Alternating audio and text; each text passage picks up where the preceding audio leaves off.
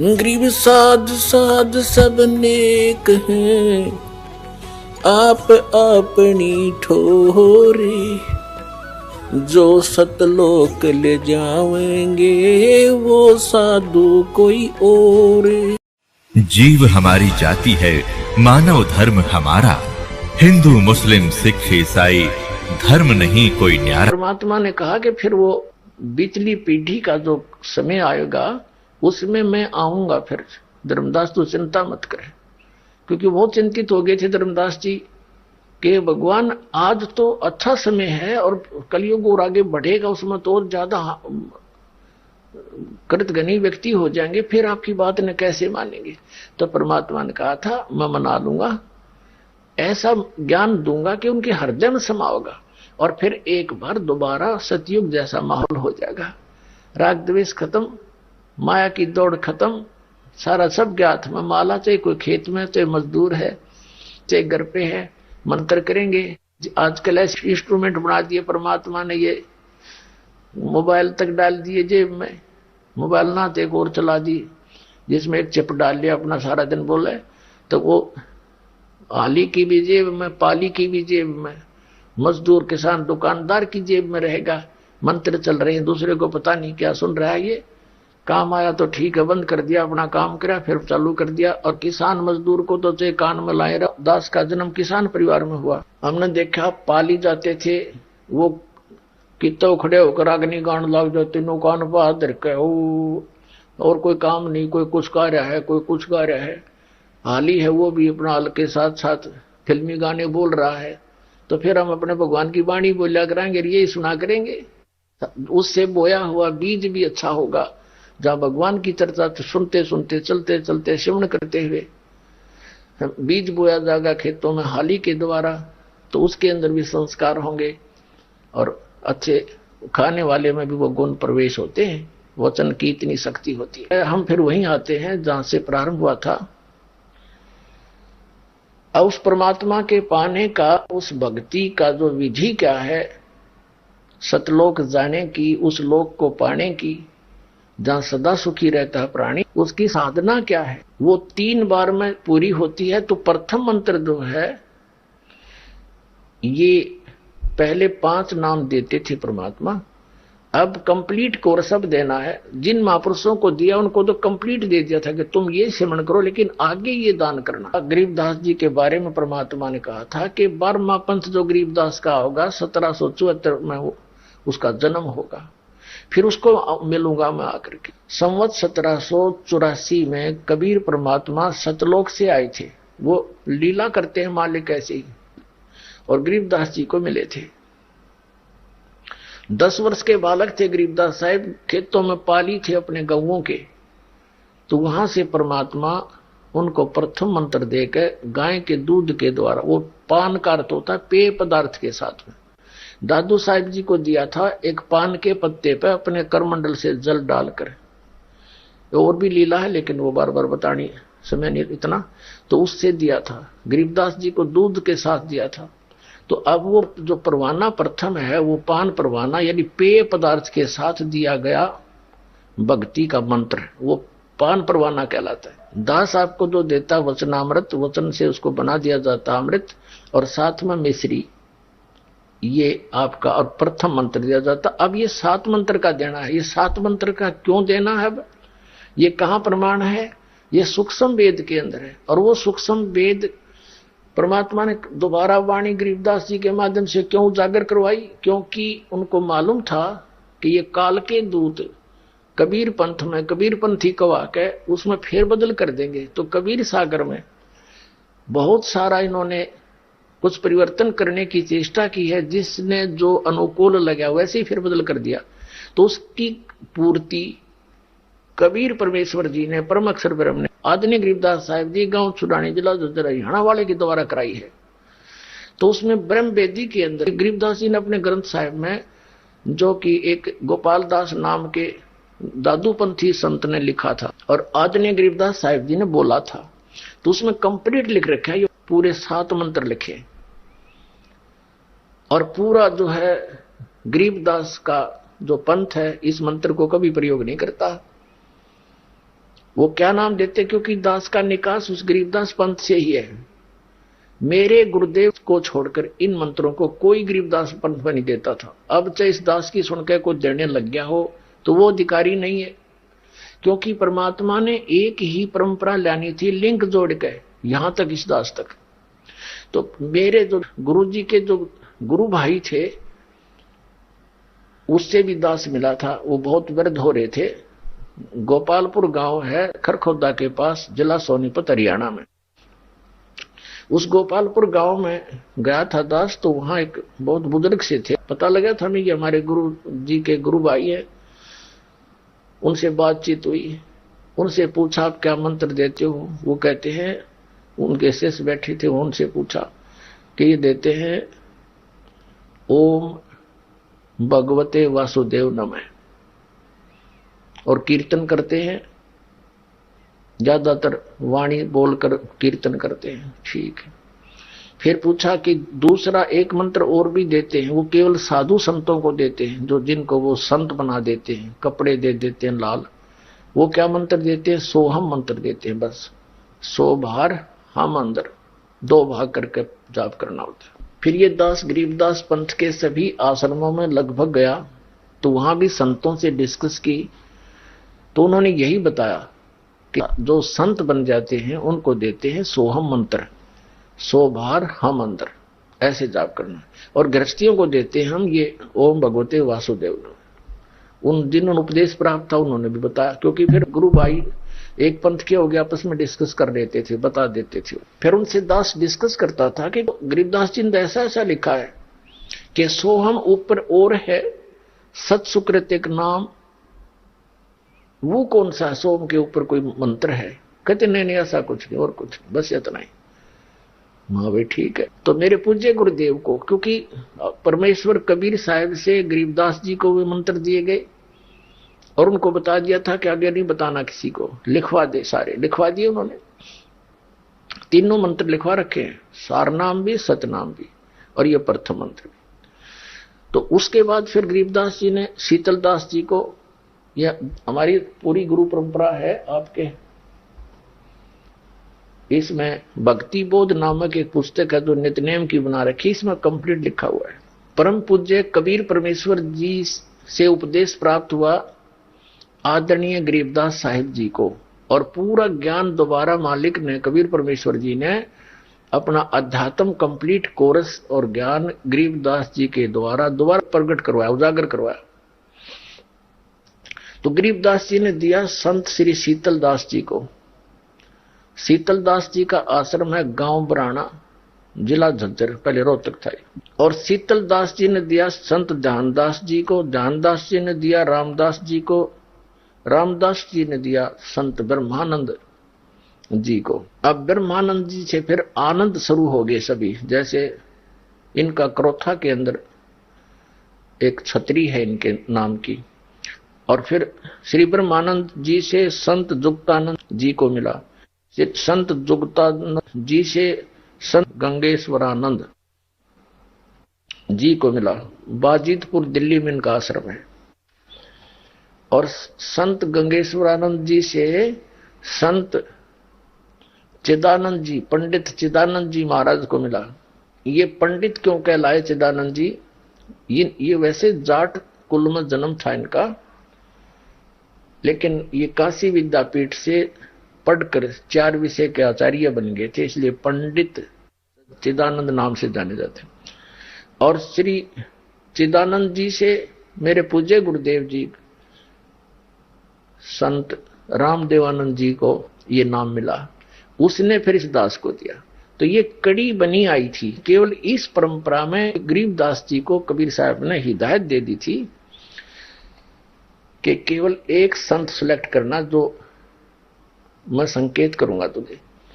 तो उसी प्रकार शीतलदास जी को कंप्लीट कोर्स दिया था और उसको हिदायत दे दी थी कि आगे किसी को नहीं बताएगा, बस वाणी का पाठ और ये नित्यनेम बताते रहना, और कोई जपे तो पहला मंत्र देना, बस। ऐसे ही चलता चलता आया था। तो मेरे पूज्य गुरुदेव जी ने इस दास के अतिरिक्त ये मंत्र किसी को नहीं दिए थे। ये केवल पहला मंत्र देते थे, उसमें भी प्रथम मंत्र नहीं देते थे। 7 मंत्रों में से 6 देते थे, फर्स्ट नहीं देते थे। अब कारण क्या था? अब कोई ये सोचे कि क्या इनको मालूम नहीं था? इनको सब मालूम था, लेकिन आदेश परमात्मा का नहीं था। इन मंत्रों से मोक्ष तो नहीं हो सकता, लेकिन अन्य लाभ मनुष्य भी अधिक से अधिक मिलते रहे। अब ये मनुष्य जीवन मिलते रहे, तभी तो आप जी जो परमात्मा की खोज में लगे हो, ये पिछले मनुष्य से ही मनुष्य जीवन प्राप्त आपको, तभी तो इतनी अच्छी लगन है मालिक के प्रति। तो अब ये आपको ये नाम मिल जाएगा, कंप्लीट कोर्स, आपका कल्याण होगा। तो इसलिए यह छुपा कर रखना था। अब ये कंसेप्ट क्लियर किया जा रहा है कि परमात्मा के पाने की विधि कौन सी है, वो साधना क्या है। प्रथम मंत्र पान परवाना, इसमें अब 7 मंत्र हो गए जो आपको दिए जाते हैं, और इनमें से 5 नाम देने के लिए कहा था अन्य को।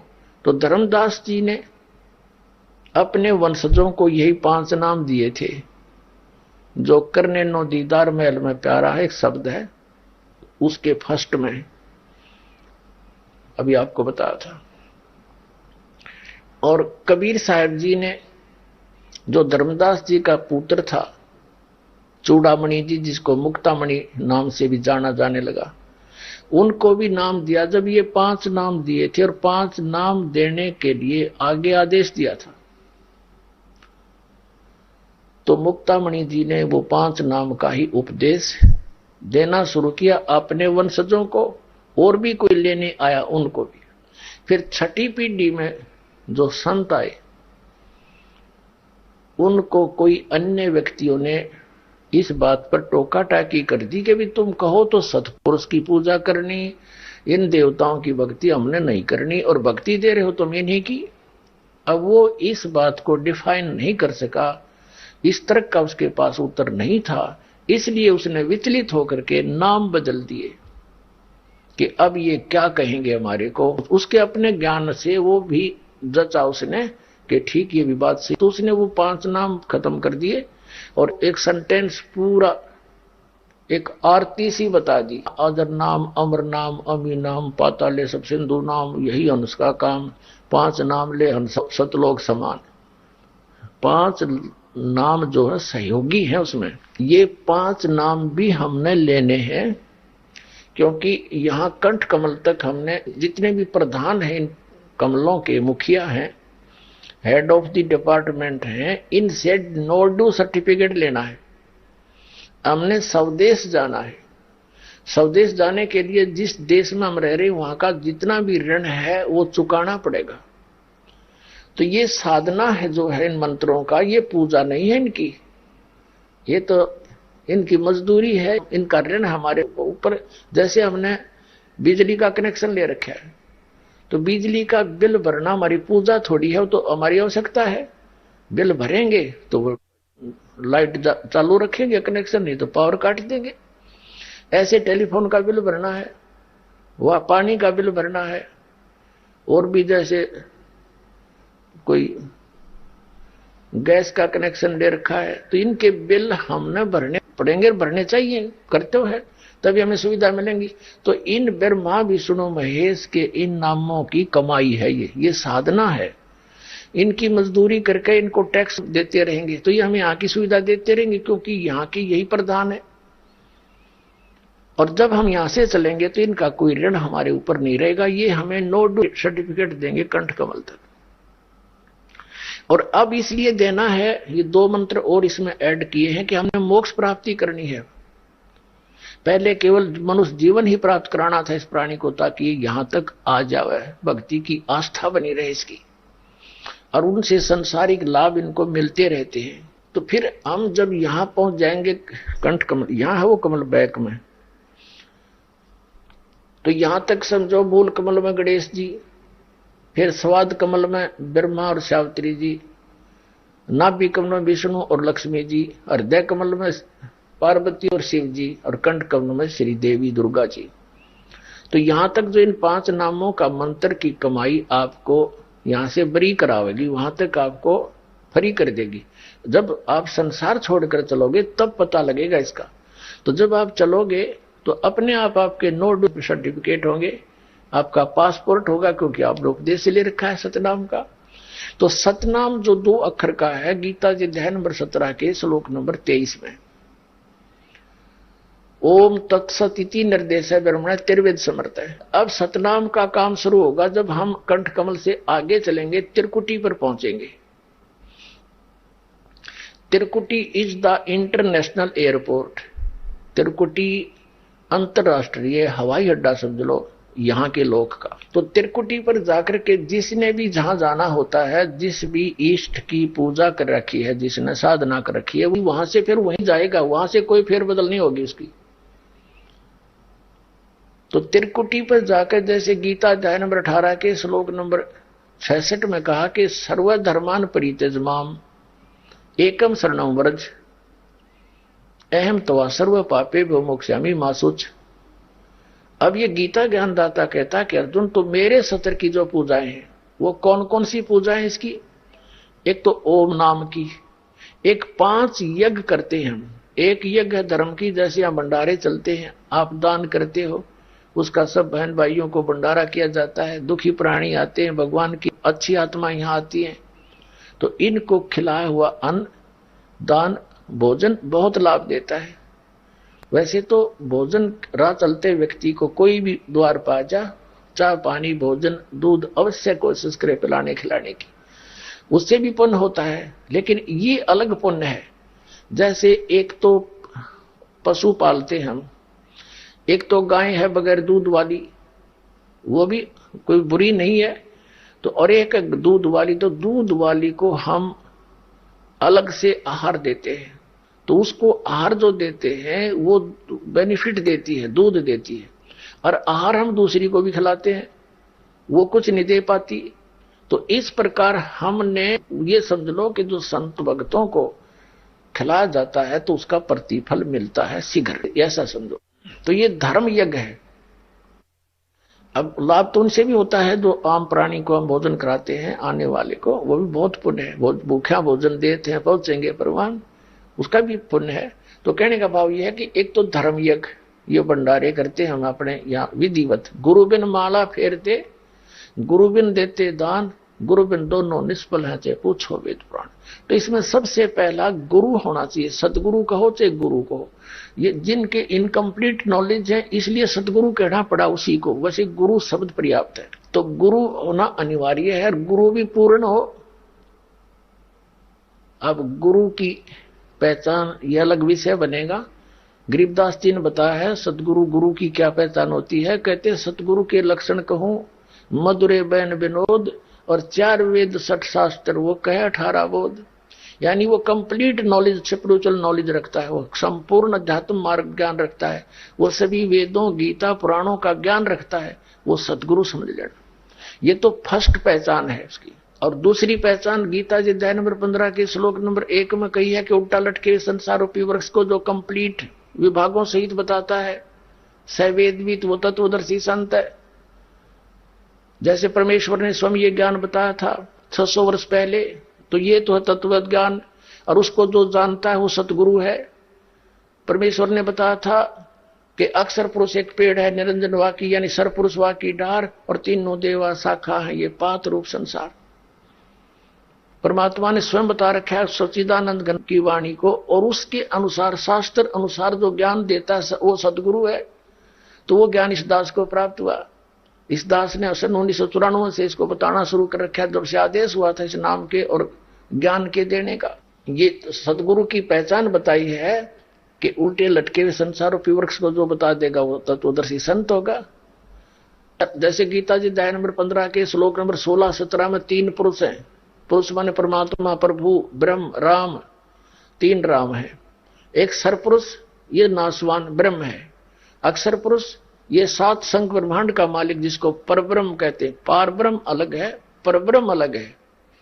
पार ब्रह्म तो है पूर्ण परमात्मा, और परब्रह्म नेक्स्ट परमात्मा, नेक्स्ट पर माने दूसरा, जैसे दादा और परदादा। 3 पुरुष है उसमें। गीता अध्याय नंबर 15 के श्लोक नंबर 16 और 17 में। 16 में 2 पुरुषों की जानकारी है, सर पुरुष और अक्षर पुरुष। इनके विषय में कहा कि ये भी और इनके अंतर्गत जितने प्राणी हैं ये सभी नाशवान है। जीवात्मा तो किसी की भी नहीं मरती, वो तो कुत्ते गधे की, मच्छर माखी की, किसी की नहीं मरती। उस दृष्टिकोण से बताया कि ये नाशवान है, सरपुरुष भी और अक्षर पुरुष भी। और फिर 17वें श्लोक में बताया है 15वें अध्याय के गीता जी में कि उत्तम पुरुष है तो अन्य, वो परमात्मा है उदाहरते। ये लोग तरम अविषय वृत्ति अवैश्वर, संसार रूपी उल्टे लटके हुए वृक्ष की जो जड़ है, मूल है, वो ऊपर को है, ऊर्ध्व। वो कौन है? वो परम अक्षर ब्रह्म है। और वहां से सबकी उत्पत्ति हुई है, वही तीनों लोकों में प्रवेश करके सबका धारण पोषण करता है। अर्थात पूरे वृक्ष को, पेड़ को जड़ से ही, मूल से ही आहार प्राप्त होता है। यानी सबका धारण पोषण करने वाला भी वो सत्पुरुष ही है, अमर पुरुष है, कबीर साहब है। तो और वही परमात्मा कहा जाता है। परमात्मा का अर्थ है श्रेष्ठ आत्मा, अच्छी आत्मा। अब यहाँ क्या हाल हो रहा है हमारा, तो यहाँ का मालिक अच्छा हो सकता है? किसी की आंख फूट गई, कोई अंधा फिरा, किसी कैंसर हो रही, बेटा मर गया, किसी को कोई कष्ट है, किसी का कोई हाल कैंसर से दुखी है, कभी फ्लड आ गया तो पूरे के पूरा क्षेत्र मर जाओ, अकाल पड़ गया, मारो टक्कर, एक्सीडेंट हो गए, सारे मर जाओ। तो ये परमात्मा का क्षेत्र है। ये तो काल कसाई का क्षेत्र बताया परमात्मा ने। तो कहते हैं कि वो है परमात्मा, श्रेष्ठ आत्मा, जो कभी दुख नहीं देता, केवल सुख देता है। और वही तीनों लोकों प्रवेश करके सबका धारण पोषण करता है। अब जो प्रसंग चल रहा है कि उस प्रथम सत्र का जो दीक्षा मंत्र दिया जाता है फर्स्ट टाइम, उसके पश्चात हमें सतनाम की आवश्यकता पड़ेगी। सत्रकुटी पर सतनाम 2 अक्षर के मंत्र के नाम की कमाई काम करेगी। एक पहला संत हमने देखा है जो न्यू कहे है नाम की कमाई नहीं करनी चाहिए, और वो यहां तक कहता है कि जो ये कहता है ना नाम की कमाई कर, तू कुछ कर, दान कर, यज्ञ कर, धर्म कर, कहते वो पाखंडी है। देखा कल मारी जा रही नालायक आदमी की। मतलब ऐसे व्यक्तियों को हम संत कह सकते हैं? बट्ठा लग रहा है, नास्तिक बनावे, नुका गुरु पार कर देगा। बस एक धू के शब्द है, धू एक शब्द है, फिर कहा जाता ना सुना जाता। फिर तूने कहां से सुन लिया? वो ना वो कहने का, ना सुनने का, ना वो बोलने का, तो आपने कैसे प्राप्त हुआ? मारे सट्टे। तो ऐसे लोगों ने ये बट्ठा दिया भक्ति मार्ग का।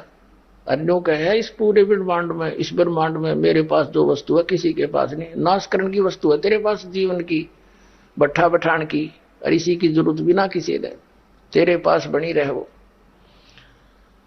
अपने आत्माओं, सभी जितने भी संत हैं और श्रद्धालु हैं ये पुण्य आत्मा है।